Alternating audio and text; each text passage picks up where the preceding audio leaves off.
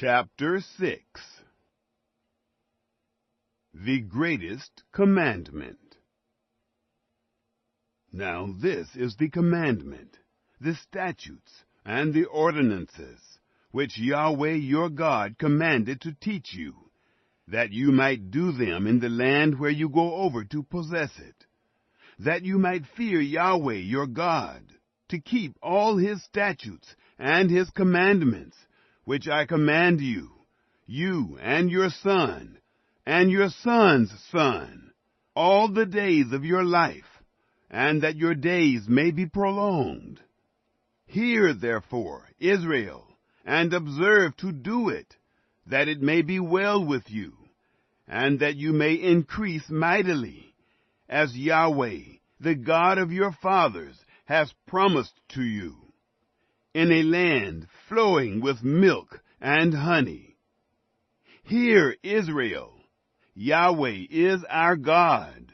Yahweh is one, and you shall love Yahweh your God with all your heart, and with all your soul, and with all your might. These words which I command you this day shall be on your heart, and you shall teach them diligently to your children, and shall talk of them when you sit in your house, and when you walk by the way, and when you lie down, and when you rise up. You shall bind them for a sign on your hand, and they shall be for symbols between your eyes. You shall write them on the doorposts of your house, and on your gates.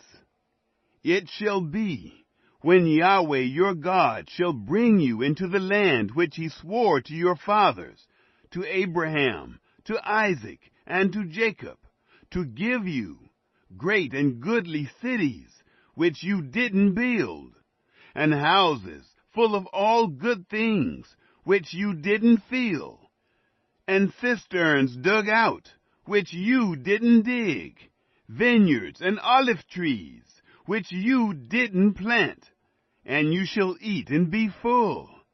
Then beware lest you forget Yahweh, who brought you forth out of the land of Egypt, out of the house of bondage. You shall fear Yahweh your God, and you shall serve him, and shall swear by his name. You shall not go after other gods, of the gods of the peoples who are around you. For Yahweh your God in the midst of you is a jealous God, lest the anger of Yahweh your God be kindled against you, and he destroy you from off the face of the earth. You shall not tempt Yahweh your God, as you tempted him in Massah. You shall diligently keep the commandments of Yahweh your God, and his testimonies, and his statutes, which he has commanded you.